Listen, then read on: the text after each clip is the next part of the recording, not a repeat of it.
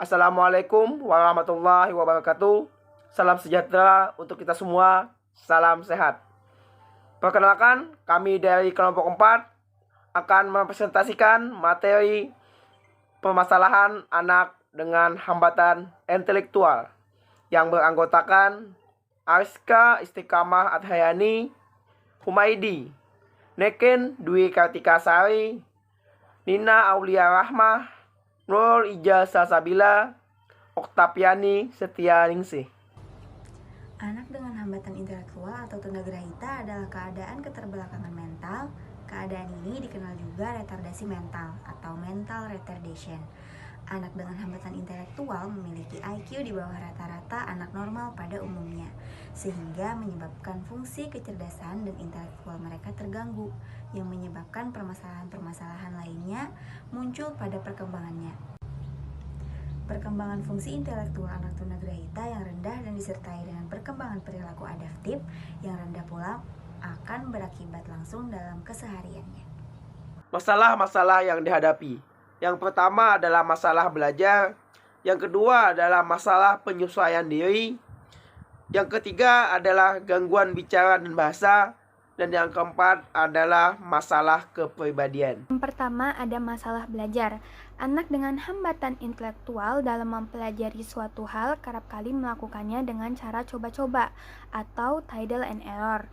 Mereka tidak dapat menemukan kaidah dalam belajar, tidak dapat melihat objek yang mereka pelajari secara gestalt, dan ia lebih melihat sesuatu hal secara terpisah-pisah, jadi melihat unsur nampak lebih dominan. Akibat dari kondisi ini, mereka mengalami kesulitan dalam memahami hubungan sebab akibat. Nah, untuk itu diperlukan suatu model untuk mempermudah proses pembelajaran mereka.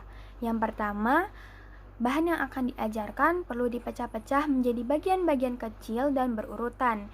Yang kedua, setiap bagian diajarkan satu demi satu dan secara berulang-ulang.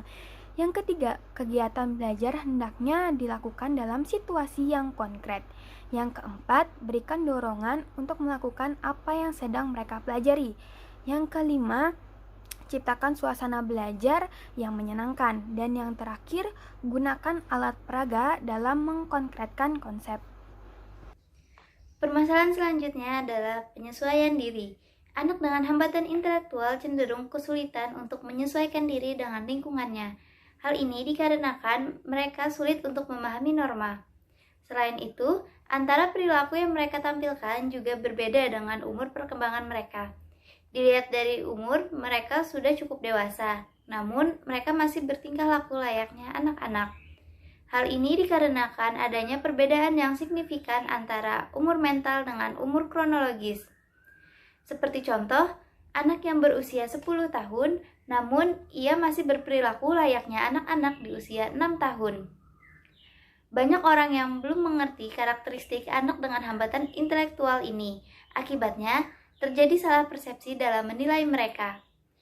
Orang awam menilai perilaku mereka itu aneh. Bahkan tidak jarang mereka diisolasi dan kehadirannya ditolak oleh lingkungan. 3. Gangguan bicara dan bahasa.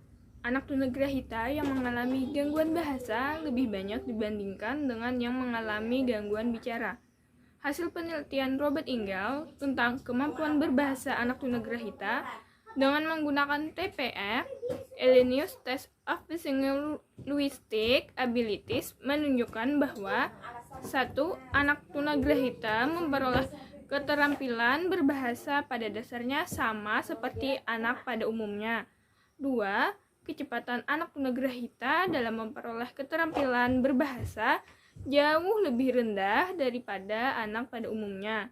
3. Kebanyakan anak tunagrahita tidak dapat mencapai keterampilan bahasa yang sempurna. 4.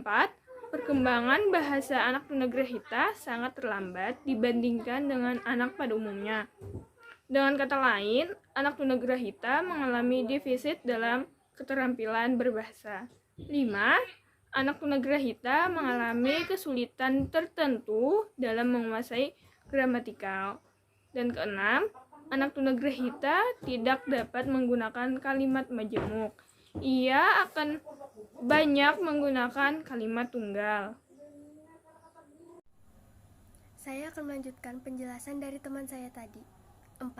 Masalah kepribadian. Emosi anak tunagrahita tidak jauh berbeda dengan anak pada umumnya. Tetapi, anak tunagrahita memiliki ciri kepribadian yang khas berbeda dari anak-anak pada umumnya. Perbedaan ciri kepribadian ini berkaitan erat dengan faktor-faktor yang melatar belakanginya.